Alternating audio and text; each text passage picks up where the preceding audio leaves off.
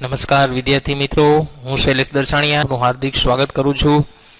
હવે આપણે unit 9માં હેડેકમાં lecture 2માં આપણે પહોંચેલા છે. બરાબર. પાઠનું નામ છે હેડેક, જેના લેખક છે આર.કે. નારાયણ, કે જેને આપણે માથાના દુખાવા વિશે વિગતવાર અને ડિટેલમાં અને આપણે બહાના તરીકે કઈ રીતે ઉપયોગ કરી શકીએ એના વિશે જણાવેલ છે. સૌથી પહેલા તો એના સ્પેલિંગ. બરાબર. સ્પેલિંગ અગત્યના છે બધા. બરાબર. એટલે સ્પેલિંગ છે વ્યવસ્થિત આપણને ખ્યાલ હોવો જોઈએ, જેથી કરીને આપણે ટ્રાન્સલેશનમાં છે એ વાંધો આવે નહીં. ઓકે, તો ચાલુ કરીએ છીએ પેરેગ્રાફ. અહીં શું કીધું છે કે headache gives the sufferer a touch of importance. gives એટલે આપવું, હેડેક એટલે માથાનો દુખાવો, સફરર એટલે જે પીડાનાર જે છે, જેને ટૂંકમાં માથાનો દુખાવો થયો છે એ વ્યક્તિ. Headache gives the sufferer a touch of importance, કે માથાનો દુખાવો છે એ પીડાનારને મહત્વ આપે છે. જોજો, હંમેશા કોઈને માથાનો દુખાવો થયો હોય તો એનું મહત્વ વધી જાય. All H's sound crude and psychological. All H's sound એટલે ઘોંઘાટ. ક્રૂડ એન્ડ સાયકોલોજીકલ એટલે ભયંકર, એન્ડ સાયકોલોજીકલ એટલે મનોવૈજ્ઞાનિક, કે બધા જ મોટા અવાજો ભયંકર અને મનોવૈજ્ઞાનિક હોય છે. કઈ રીતે? જેને માથાનો દુખાવો થયો હોય એના માટે જો નાનામાં નાનો અવાજ પણ એને ટૂંકમાં વધારે લાગતો હોય. જોજો, કોઈને માથું દુખતું હોય એટલે અવાજ સાવ ન હોય જોઈએ, નહીં તો થોડોક અવાજ થાય તો એ શું થાય? દુખે, વધારે માથું દુખે. And sensitive people would not mention them. Sensitive એટલે સંવેદનશીલ લોકો. Would not mention them, mention કરવું એટલે જણાવવું, ધેમ એટલે તેઓને. અને સંવેદનશીલ લોકો તેઓને જણાવતા નથી, મીન્સ કે કહેતા નથી. ઘણા લોકોને માથું દુખે છે પણ છતાંય એ લોકો જણાવતા નથી. નો અધર એલમેન્ટ. એલમેન્ટ એટલે બીમારી. એલમેન્ટનો મિનિંગ શું થાય? બીમારી. No other element can be so openly mention એટલે ખુલ્લી રીતે જણાવી શકાય, વિથ ઇમ્પ્યુનિટી એટલે કોઈ પણ આમ દબાણ વગર. કે no other element can be so openly mention with impunity, કે કોઈ પણ રોગ છે એ આટલી સ્વતંત્રતાથી છે કહી શકાતો નથી. જોજો, આપણે બીજા રોગ આપણે કહેવા હોય તો વાર લાગે, પણ તમારો માથાનો દુખાવો છે એ કેવું હોય તો સ્વતંત્રતાથી કહી શકો કે મારું માથું દુખે છે. માની લો કોઈને કિડની ફેલ થઈ ગઈ તો આપણે કહી શકીએ કે મારી કિડની, અચાનક આપણે બોલીએ કે મારી કિડની ફેલ થઈ ગઈ તો ન ચાલે. એટલે બીજા રોગને આપણે આટલી સ્વતંત્રતાથી નથી કહી શકતા કે મને એટેક આવ્યો, મારી કિડની ફેલ થઈ ગઈ, કે મને અચાનક મેલેરિયા થઈ ગયો, ટાઇફોઇડ થઈ ગયો, ઇવન અત્યારના સમયમાં જોઈએ તો કોરોના થઈ ગયો. બરાબર. એ તો એક સૌથી મોટી બીમારી છે અત્યારના સમયમાં, અને તમે બધા જાણો જ છો. You could mention headache in the most elegant એટલે ભવ્ય, સોશિયલ ગેધરિંગ એટલે સામાજિક પ્રસંગોએ, કે તમે માથાનો દુખાવો છે સામાજિક પ્રસંગોએ એટલે અથવા ભવ્ય સામાજિક પ્રસંગોએ કહી શકો છો. and no one would be shocked by it. shocked એટલે આઘાત લાગવો અથવા આશ્ચર્ય થવું, અને તેનાથી કોઈને આશ્ચર્ય પણ થતો નથી.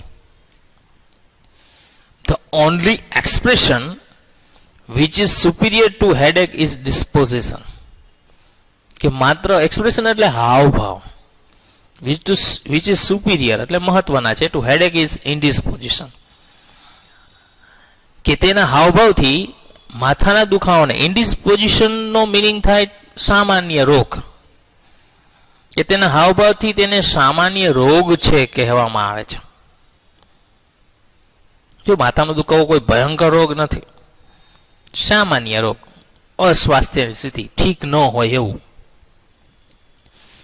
whenever I see that word, જ્યારે પણ હું એ શબ્દને જોઉં છું, I wonder, મને વિચાર આવે, what it exactly means, કે ખરેખર તેનો અર્થ શું થાય છે. It is one of those curious words. Curious એટલે શું થાય? ઉત્સુક, જિજ્ઞાસુ.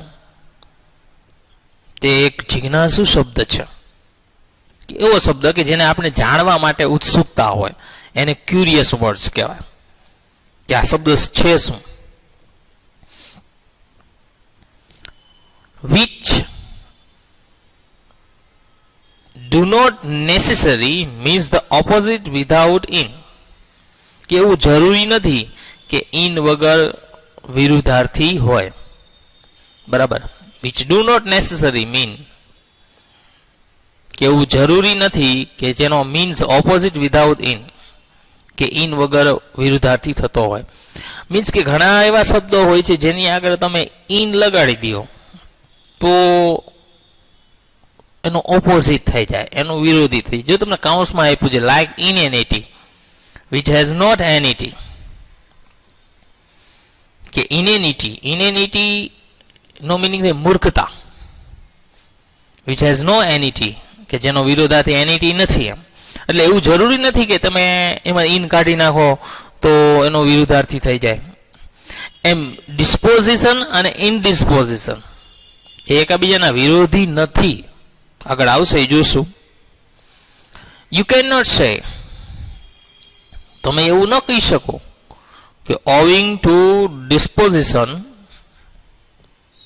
કે મને એક સામાન્ય બીમારી છે, I am not taking the medicine, હું દવા લઈશ નહીં, અથવા હું દવા લેતો નથી. એવું તમે ન કહી. સામાન્ય બીમારીમાં દવા તો લેવી જ પડે.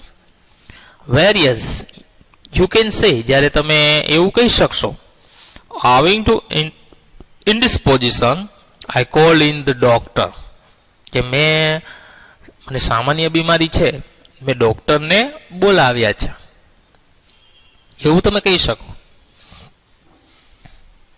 વોટ એક્ઝેક્ટલી ઇઝ ધીસ ઇનડિસ્પોઝિશન, કે આ ઇનડિસ્પોઝિશન છે હકીકતમાં શું છે. ટૂંકમાં અહીંયા જે ઇનડિસ્પોઝિશન જે વર્ડ્સ છે એ છે શું. ઇનડિસ્પોઝિશનનો આમ તો મિનિંગ થાય સામાન્ય બીમારી. I have never bin able to understand it, કે હું તેને સમજવા માટે સક્ષમ નથી. એબલ હોવું એટલે શું થાય? સક્ષમ હોવું. It accept that it sound is very well in press notes. Accept એટલે સિવાય કે તેને પ્રેસ નોટ્સ એટલે છાપાઓમાં છે એ કહેવામાં આવે. ઓર હેલ્થ બુલેટિન્સ અથવા સ્વાસ્થ્યના સમાચાર. બુલેટિન એટલે શું થાય? સમાચારોમાં. Or in the message from eminent man. Eminent એટલે ખૂબ જાણીતા, મેન એટલે માણસ, અથવા કોઈ જાણીતા માણસોના સંદેશાઓમાં. ટુગેધરિંગ એટલે સભાઓમાં, કે કોઈ સભાઓમાં જાણીતા માણસના સંદેશાઓમાં. To which they have been invited, કે જેમાં તેઓને આમંત્રિત કરવામાં આવેલા હોય.